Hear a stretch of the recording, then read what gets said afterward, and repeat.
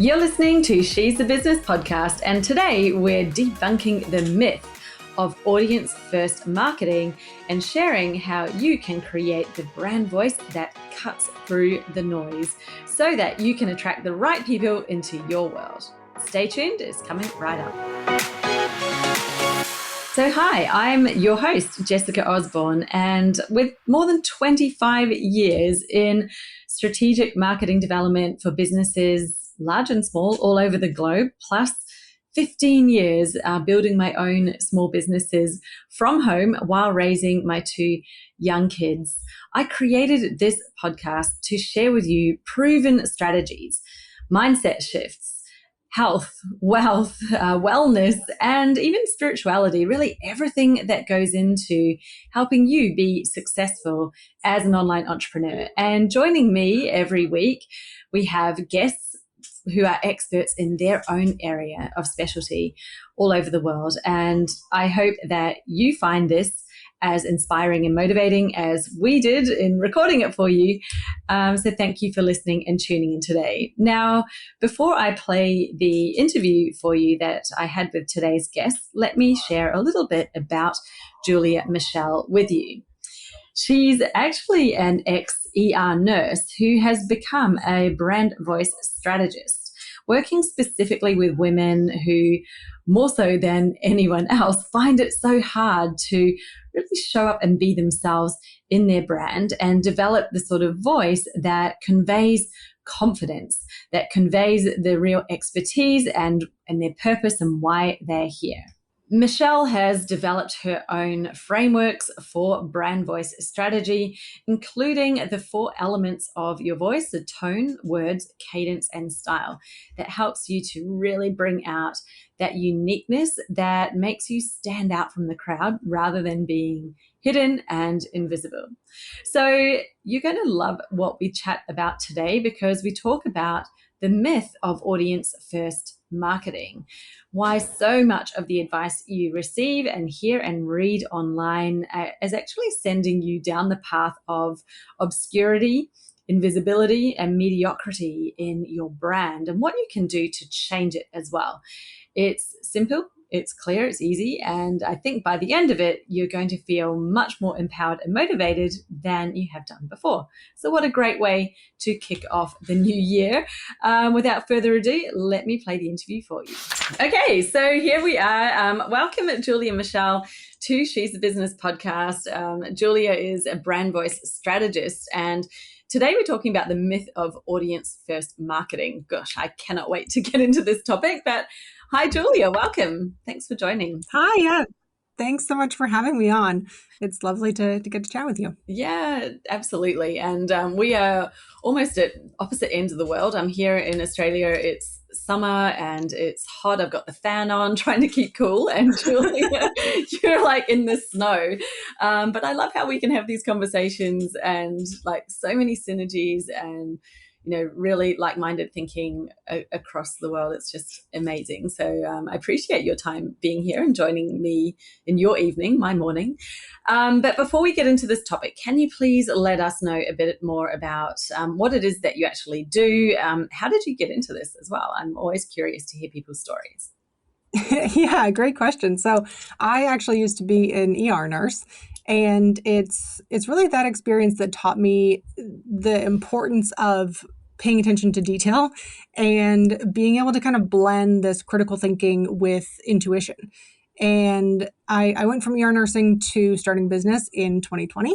I've been doing this for just over 5 years now. And right now my energy is really on working with women in business who, like me, are kind of what I call like accidental entrepreneurs. I didn't set out to be a business owner, but working with women in their business to really realize that they don't have to prioritize, saying what they think other people want them to say or what they want to hear. And that they've really got the choice of how they show up and how they talk about what they do in their business. So this idea of brand voice, I've been studying brand voice really ever since an early client of mine. Her name's Rebecca, and she's a therapist, and she had hired me to help her rewrite her website. And when we went through it and found the words that she really liked to use to describe what she did, we published her site, and within about 2 weeks, she was fully booked out with clients. And I thought, that's really cool.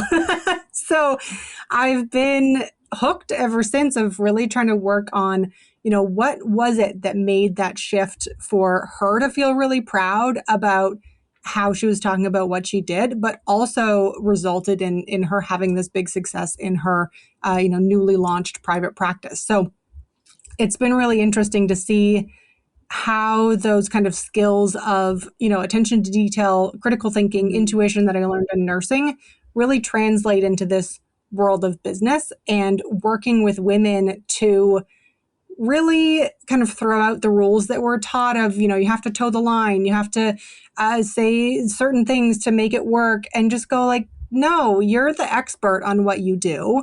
You're allowed to take up space. You're allowed to market yourself and talk about what you do in the way that you're proud of.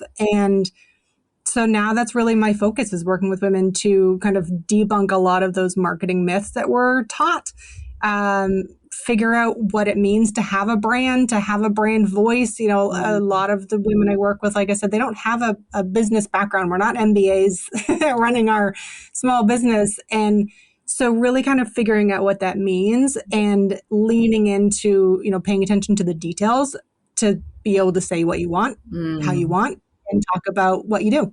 Yeah, oh, I love that. As someone who's done marketing for a long time, it was always something I found so curious when people would be going like, what shall I choose my brand colors to be? And they'd be asking like, what's on trend? And I'm like, no, like don't choose the trendy color, because that will change. Like, so you're going to change your brand every like year or 2 years to be on trend, and then everyone else is doing the same thing. So you all just, like, goodness, in 2017, the number of brands that were pink and beige, like I think it was like, ladies, seriously, there are other colors that besides pink. You don't need to use, like, it's fine to use pink. I don't have anything against it, but choose it because you love it, and if this is your color, not because it is the on-trend color. But I'm curious to, dive into the voice, because, really when I think about the brand and what makes up a brand, I'm like, the visual is, probably about 10%. There's about 10% of like the energetic vibe and like how you relate to people and your actions. But the majority of it is our words, like whether that's spoken, written, like the words are how we communicate and how we connect. And so that's, to me, everything about your brand is obviously the wording. Now you mentioned something that I want to start with, and that is to not say what they want you to say. And this is something I think really important to talk about, because we're so, like you said, we've been brought up to conform as females so much. Like, this is how you should look, and this is how you should walk and dress and all of the things. There's like, we're constantly bombarded by the external, being told how we should be, and what is right and what's wrong, and all of these things. And I think that when you go into business, it makes a lot of us freeze. We're like, I want to be liked. Like, we kind of know that for the brand and business to be successful, obviously you need to get people on board and being liked. And I think a lot of people automatically translate that into their head as, I need to look how they want me to look, and I need to sound and speak how they want me to speak.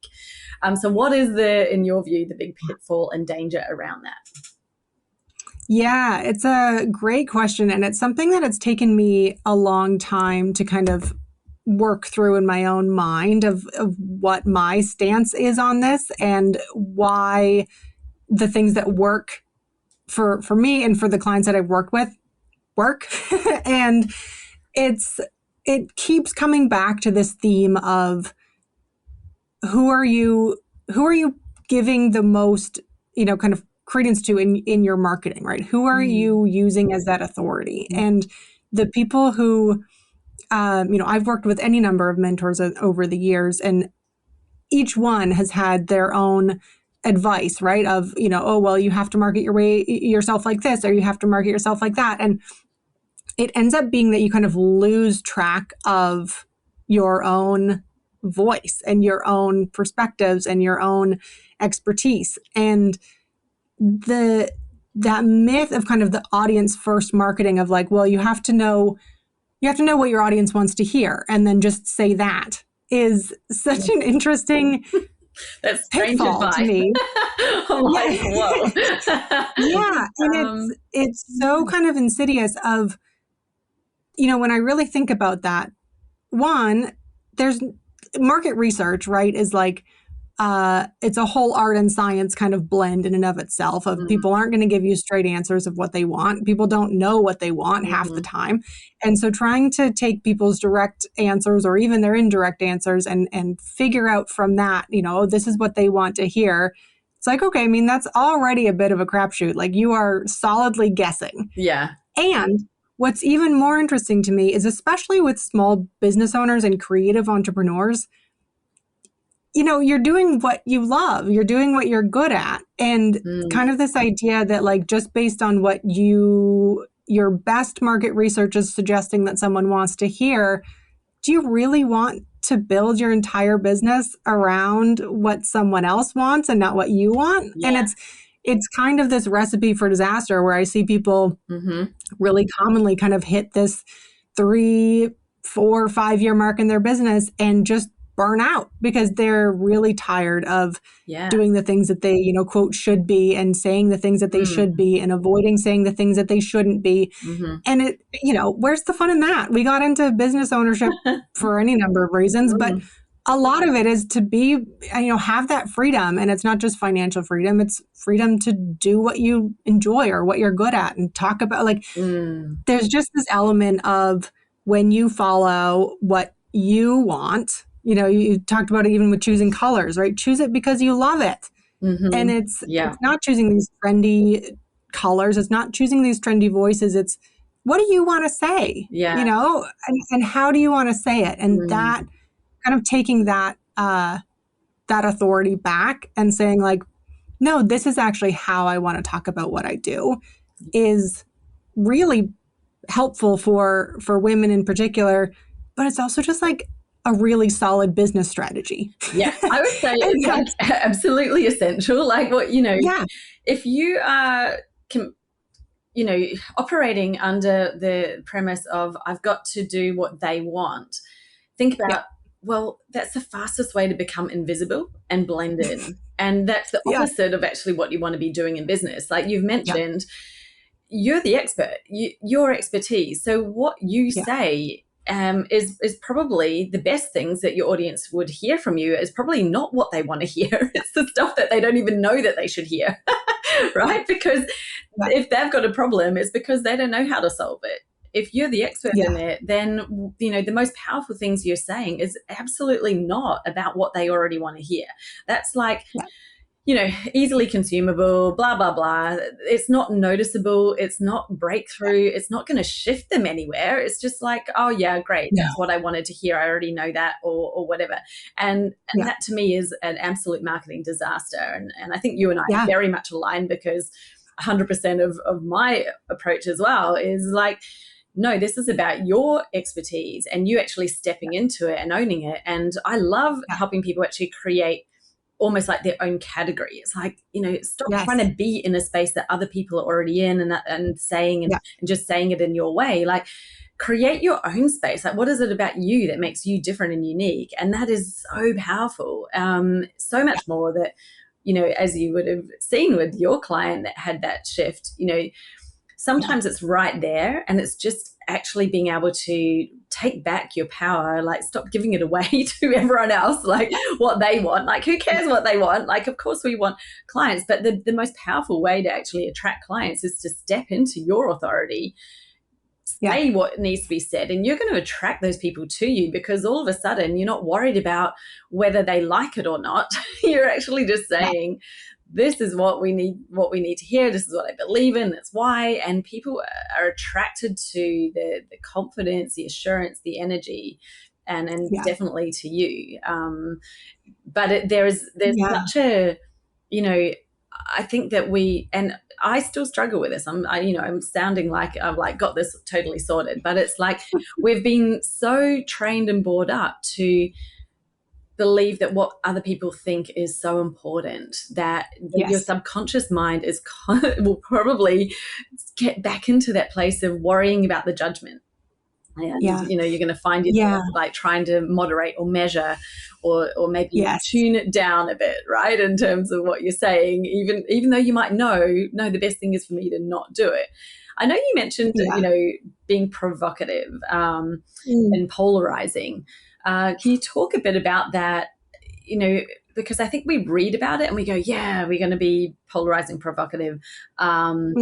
People might see that as a risk or a danger, and maybe they want to, but then they start doing it and their nervous system shuts them down and goes, no, too risky, too dangerous, and they pull back. Share with me what your take on that is. How can we really step into a place where you feel comfortable maybe saying something that could be polarizing and actually do it without the fear, without all of that? Yeah, it's such a good question. And it is something that, as I've gotten more into this work, it's a theme that comes up again and again that, the women that I work with have this sense that they're not being as bold or as clear as they could be. And it's largely because of the voices in their head, whether it's from their upbringing, from themselves, from mentors that they have had over the years saying, that's wrong, you shouldn't say that, don't do that, like that'll tank your entire business, right? It's all of these voices that we've got being like, oh my God, don't do that. And what's really interesting is that when I get to talking with them and trying to kind of sort out, like, what is it that you want to say? And so many times, I would say all the time, actually, I can't think of an instance where this hasn't happened. There are things that they believe in strongly, and they have built their business to reflect that. And I think the words, kind of like being controversial or, it can bring up these like, oh God, like, do I have to be political? Do I have to take on these like huge topics? It's like, no. Just taking a stance on really anything is going to be considered controversial. It's going to create some of that polarization in your audience. There'll be someone who doesn't agree with you, right? Right. It doesn't matter what you say. Someone is going to disagree with that. Yeah. And what's so interesting is, for me, in my own business and what I've seen really help in the clients that I work with is it's kind of taking away this having to come up with them like just to be controversial. Yeah. If you're just coming up with things to be controversial, if you're just coming up with ways, things to do in your business to be different or to stand out, they're really not going to serve you well, and they're not going to serve your audience well. And the first time someone goes, I think you're wrong, you're going to go, oh my God, like you're right, I am wrong. So it's not a great strategy to kind of manufacture these things. But on the flip side is it's really just a matter sometimes of having an outside perspective, ask you the right questions to get you to realize what are the things that you feel strongly enough in your business to take a stance on. And, there was a woman that was in a workshop that I did recently who we were reviewing her website, and she was a chiropractor, physiotherapist, something like that. And on her website, it was very generic. It was like, you'll feel better, after working with us. And I was like, I would hope so. That's kind of like the bare minimum. That's why we're here. Right.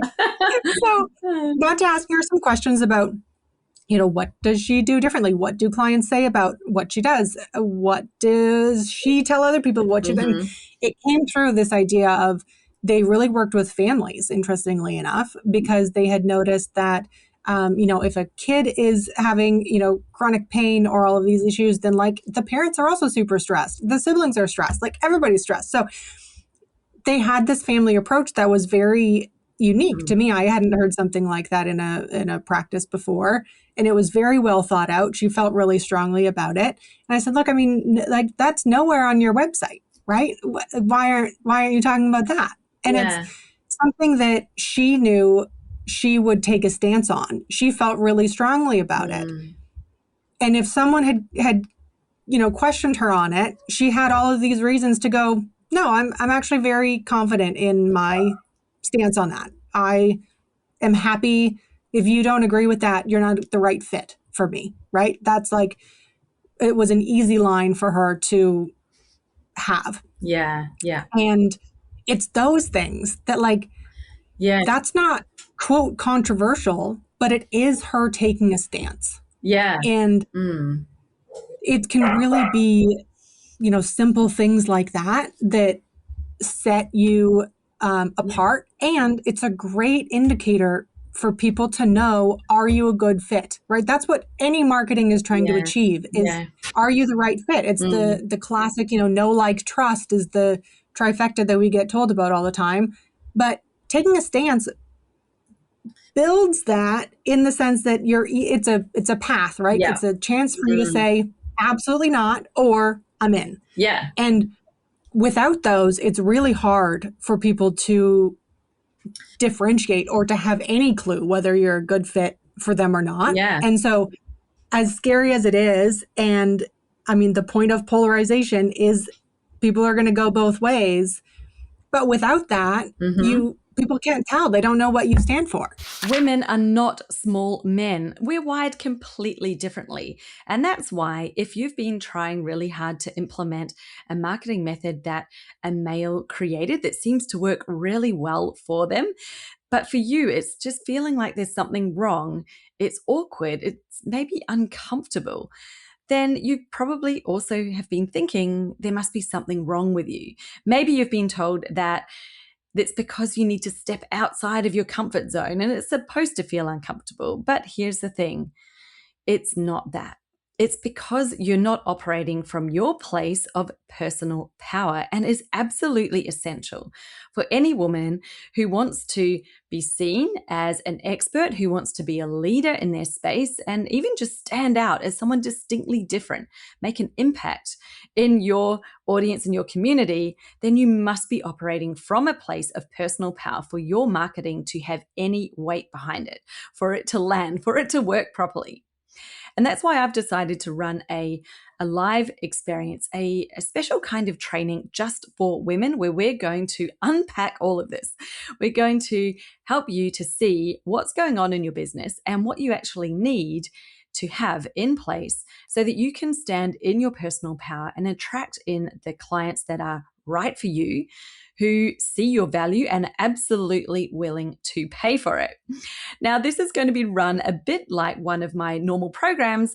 The only difference is that it's at no cost to you. So when you sign up for Master Your Marketing, you're going to get a login to my client portal, and that's where this entire training experience is going to happen over the space of a couple of different sessions. And it's kicking off at the end of June. Make sure that you get in there right now, nab your spot, so that you're ready for the very first session that will be coming out on the 25th of June. Head to jessicaosborne.com/MYM, which stands for Master Your Marketing, to get access to this right now. And I'll look forward to seeing you in there. Now, let's get back to our episode for today. Yeah, exactly. And, we all are, whether we realize it or not, every time you're looking at somebody, thinking about, well, I need someone to help me, in the back of your mind, you're thinking, is this a good fit for me? Is this person going to be the right fit? And, your subconscious, I think we're not often like really focusing on the different things and like, oh, yes, they've got this and tick, tick, tick. But it's happening automatically. And so, like you say, those things where you say something specific about how you work or what your take on it is, that helps somebody either know, well, yes, I'm very much in the same boat, or I believe in this, or no, that's not me. And, it's like polarizing. It's also that, we often use the word magnetic. It's a very, well-used term, but that's what I say to people. I'm like, you actually can't attract if you're not repelling. Like magnetic fields have both forces. So if you're so bland that you're not repelling anyone, because usually that's where we start. They're like, oh no, but I want to attract people, but I don't want to repel anyone. I'm like, well, that doesn't work. You have to, in order to attract, you have to repel. So if you're not doing something or saying something that might repel someone, then you're not attracting them either. People are like, and do you know what happens when they aren't sure? When there's nothing kind of drawing them in, they look at price. So you become a commodity. And in those things, it's like the cheapest price wins. So do you really want to be scraping around at the bottom of the market with the cheap price? Or do you want people to be choosing you because you're the right one? And price is far less of an issue. Like people actually have a lot more leeway in that because they're like, but I really like this person. And they're often willing to pay a different rate or higher rate than someone who's like, well, they're ticking the boxes, but I don't feel any kind of pull towards them. They'll usually go with the higher price one that they really feel aligned with, because it's like, no, this is the best fit for me. And once you get that in your head, it can change everything about your marketing. I love, because, most people, and there's no shame about it, because I think most of us have been conditioned to think, don't have anyone not like you, and price, it's always cheaper is better, because we're just conditioned to that in society, in the world. But when you're running a business, it's like, it's actually counterintuitive. Like we've got to lean into the opposite. Be something that people can go, I'm really on board with that, or I'm not, and that's okay. You actually want those people not to be attracted to you if they're not on board with what you do, because they're not going to be a great client anyway. It's not about the money; it's about the client fit. And I mean, the amount of like time and energy that you waste on bad fit clients is going to save you a ton of time, but also them. You don't want people to get so far down, your funnel, or however you structure your business, and then figure out that it's not a good fit. And what's been really interesting is, like you said at the start, I think when people, hear the word kind of branding, and for myself as well, before I kind of got into brand voice and knew that was a thing, you think of the visual part of it. You think of the colors and the pictures and the representation. And a lot of that is about giving people clues of, are you going to be a good fit? And it's all pointing towards these, you have to be polarizing in some direction or in some stances. Like I said, I mean, that's the flip side to being magnetic. And what's really great is the voice piece is one that I find that not a lot of people know that they have as much choice as they do in the matter. And they've either kind of, they've got a story in their mind about how they sound or how they write, or they've been told by so many other people, you have to write in short sentences, you have to keep things poppy and peppy and punchy, and people won't read long things, or people don't care about this, or people want to hear this. They've got so many stories going on about what only one way to market yourself successfully. And there are a million ways to market yourself successfully, but I can guarantee that the one that's going to work best for you, like we talked about at the start, is one that you are choosing because you like it, so that you will be excited to talk about your business, to write about your business, and so that the people who come to work with you in your business will be a good fit, because you will have been really upfront about what you stand for, what you're about, what you do, who you like all of these things they're technically marketing strategies, right? There's so much energy dedicated to standing out, to saying something different, to attracting the right people, to whatever it is. But really, if you just start with choosing something on purpose and realizing that you actually have a ton of choice in the matter of how you're Yeah. shaping your brand voice,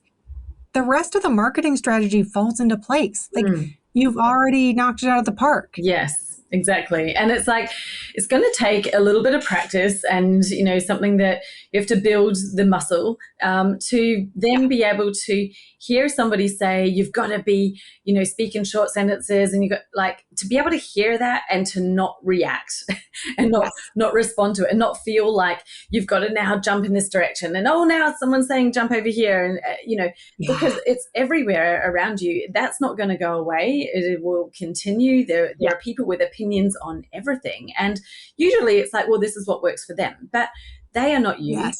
You are not them.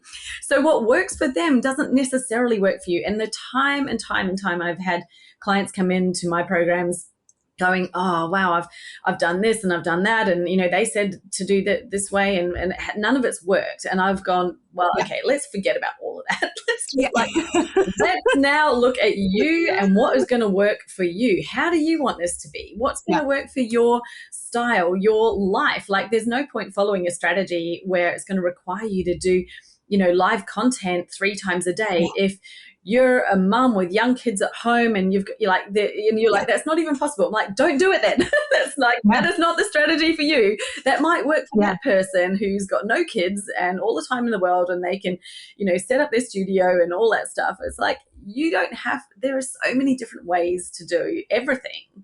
And I love, I hope by now you and I, the amount of time we've been speaking, anyone listening is like on board with this, like, your way is okay. And I think that, there's some fear that comes along with that, right? Because then people instantly go back, oh, how do I know that my way is good or the right or the best? And it's like, well, let's break that down in terms of, there is no such thing as best or the right way. But there is, like you've mentioned too, like that it's about the alignment and the consistency. So what you're saying is reflected in who you're being and who you are and what you're standing for. And, your brand voice and your brand colors kind of have a lovely synergy together, which, does happen when you actually can break it down and stop being influenced by other people. Because then it's like, it's not you, it's actually pieces of them and pieces of that one. And that's where it all turns into a mess.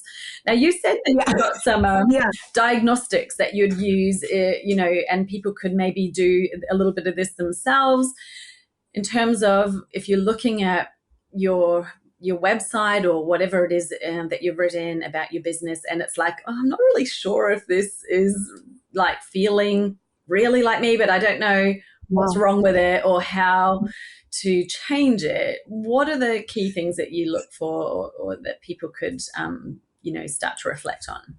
Yeah, it's a great question. So one of the things that you were saying made me think of this as well. So it's a great next question. Yeah. But I find that one of the ways that has been really helpful for me and for the clients that I've got feedback from is, as you mentioned, like it's really hard not to react when you hear all of these, like, well, your marketing should be this, or your brand voice should be this, or you have to write in this style or that style or the other. And one thing that's been really great about this kind of rabbit hole that I've gone down with brand voice is I studied under a guy named Justin Blackman, who's great, and he's got this really in-depth program on brand voice. And what was really helpful for me to hear was that there are, so he's kind of plotted out like 9 different voice types in a broad sense. And you can actually plot them essentially on a map of, talking about diagnostics, this ties in of kind of your vocabulary level to kind of like a high vocabulary level to a lower vocabulary level would be kind of the top and bottom of the graph. Mm-hmm. And then we've got like sentence length. So short sentences, long sentences are the other sides of the graph. And what's really interesting is that when I work with clients and I do this kind of 4-hour intensive where we start by looking at what tones you want to have in your brand voice, and then really kind of translate that to what kind of vocabulary level, what kind of sentence length, what kind of punctuation choices would support those tones that you want to have. And this is where, back to what I was saying at the beginning of nursing, having that blend of critical thinking and intuition, this is really where that comes in, where I can plot your brain voice on a map. We can pinpoint exactly where that is. Wow. And it's great because you end up choosing these tones based on intuition, right? It's what do you want to feel? How do you want your voice to sound? It's very kind of that touchy-feely aspect of tones, which is really hard to measure. But then we can actually measure this in terms of how you're going to execute those tones and how you will get your writing to be in those tones or to convey those tones. Yeah. And so that has offered such a kind of immunity to this. When you hear all of these shoulds or have tos or you can't possiblys or don't ever or whatever the language is around this marketing advice, when you've done the work to plot out exactly what tones are your top, 4 or 9 brand voice tones, you've plotted that on a map and you know mathematically how to execute the voice that you want to have. It really just rolls off your back. You hear someone say something like that and go, I mean, that must be great for your voice. Your voice is probably plotted on another spot on the map, but it doesn't have that same kind of like gut punch of, oh no, like now I have to do that too. When you've really taken the time to not just kind of guess what you want your voice to be, but to really map it out and to look at what that actually means to execute the voice that you want to have. And for a lot of people, you mentioned kind of it taking practice to to be able to kind of have that confidence. And it's something that is one of my favorite parts about what I do, where, I've got a client right now actually who's in this process where we've done this 4-hour intensive. And now we have a call, kind of at a once a month cadence where she's written something new. She's kind of shifted it into her new voice that we really landed on for her. And then we get on a call and go through it together and kind of fine tune it. And it's helpful to have, me as that outside perspective that's gone through this process with her. I can then say like, oh, actually, that's sliding back into that voice that you had before that you didn't love. If we just made this tweak on, the punctuation in the sentence or that word choice, it would actually kick it into this voice that you now own. And so as far as diagnostics, that was a long answer, sorry. But looking at those measurable pieces of things like your sentence length or things like your punctuation choices, your stylistic choices, what words are you bolding or italicizing or putting in all caps? What's your word choice overall? Are these words that you've been told that you should or shouldn't use, or are these words that you want to use? Are they regionalisms? Are they, pop culture references that would give people more of an idea of who you are? Like all of these really specific kind of measurable things can help you actually shift the tone of that voice. And usually what we're responding to when we say like, that sounds off is the tone. But it's really hard to know how to shift the tone. Like for someone to just say like, write that as a more inquisitive, analytical person versus a more intuitive, like what? How would I possibly know where to start with that? But when you can break it into things like try changing your sentence length or try changing your punctuation, try changing your word choice. Those are such concrete things that will actually really shift the tone. Yeah, exactly. And it's something simple like instead of writing something as a sentence, turn it into a question. And it's like you're saying the same thing, but you're just saying it in a different way. And it completely just shifts the tone, the energy of what you're saying. Like you said, like that turns it into an inquisitive thing and something people are going to read and then they're being asked the question. So now they're involved in it. So amazing. And I think like the ultimate test of is this brand voice working, I would say, is like, well, who is it who's showing up on discovery calls?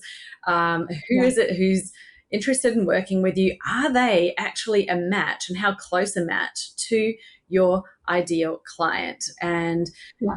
often, like, I get people who will say, oh yes, I love working with everyone, and I've got like anyone can be my ideal client. Yeah. And I love challenging people on that, because it's like, well, say you've got a nail salon. Well, everybody has feet, everybody has hands, but do you really want the old man with the gnarly toenails walking into your beautiful nail salon and working on his feet? Or would Yeah. you like the lady who sort of like takes better care of herself and has nice toes? Would you prefer to work on her toes? Like, you can choose your clients, and don't be afraid to. So it's like that, if you can sit there and say, wow, every client who is coming to me right now, even every inquiry, they are like an absolute like 95 to 100% fit for my ideal client, you know that you're doing a good job on your brand voice. And I find that, brand voice is interesting because it's so far up on the, kind of, I guess, funnel in some ways, that it can often take a while for those kind of downstream effects to be really clear of, are these great fit clients coming because I tweaked the voice, or is it any number of other things that I might have changed in my business or adjusted or whatever it might be.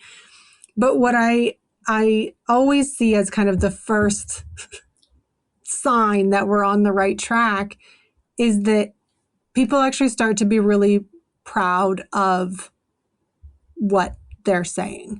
And they start to feel good about their own marketing. They are happy with their website. They're excited to make social media posts. They get back to writing emails. And it's more of this, it's almost this internal check mark that you get first. And yes, down the line, you absolutely get better fit clients because, like we said, it's just effective marketing. But that first check is actually largely from yourself, which is really in line with this whole strategy. Is so many other marketing strategies, the only way that you know whether you're, quote, doing it right is if you're getting clients. And sometimes they're good fit and sometimes they're not. And, it's a mixed bag. But this one, you actually get to know right off the bat whether you're doing it, quote, right, because you'll be excited about it. And that's the great kind of first starting of energy point to have, right? Like, if you're not excited about your business, then there's something wrong. And it's going to be really hard to attract people if you're not excited. But, it's interesting because I think, just on that, a lot of people believe it is about what you're doing. Like, are you doing the post right? And that will cause it to happen. I'm like, it actually doesn't matter what marketing strategy you use, whether you do social media, whether you're doing like a webinar, whether you use events. Like, if you are not in alignment, if what you're saying is not hitting home, is not making an impact, it really doesn't matter how perfect your plan and strategy is or how perfectly you're executing it, it's not going to land. So I actually kind of will say you will notice almost an immediate change if you do get your brand voice right. You're going to, and this happens, like I've literally seen people update something because they've done the work and then they're like, boom, oh my goodness, there's my ideal client has just dropped into the inbox. It happens within a day often, like within 2 days. Like, you will get instant feedback once you put it out there. Like, you might have done the work in the background and you be feeling good. Like you say, that's obviously the very first thing is that feeling like you've put on the dress. Like I love to say it's like the wedding dress. You're shopping and you think you know what you want, you try them on and then you're like, yeah, that's on. Okay, I could wear that. But then you put on one and you're like, oh no, this is the one. And you get that, the butterflies feeling, the tingling cheeks.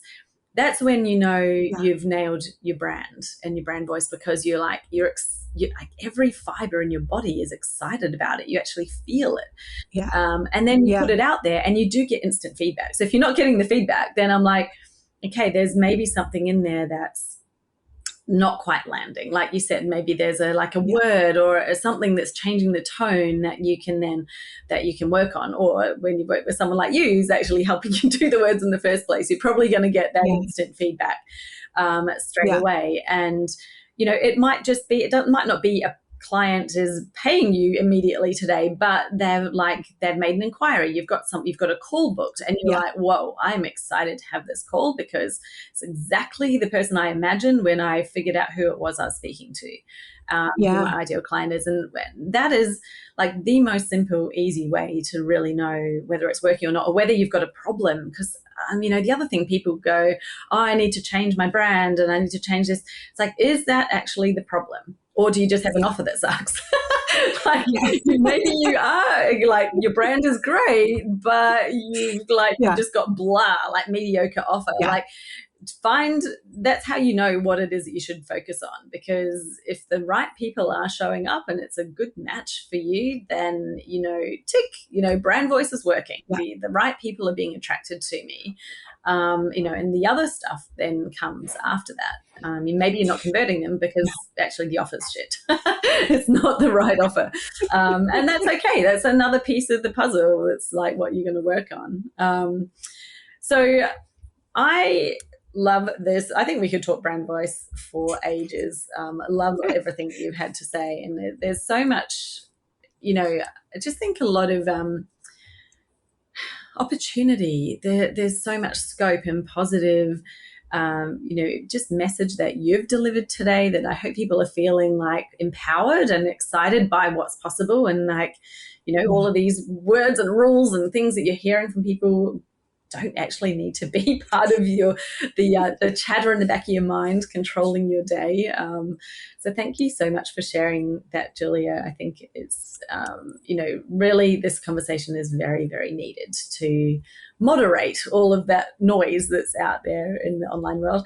Where can people connect with you if they want to, learn more, or maybe they even want to chat to you about doing the intensive that you have and really getting their brand voice nailed? Where can they best reach out and find you?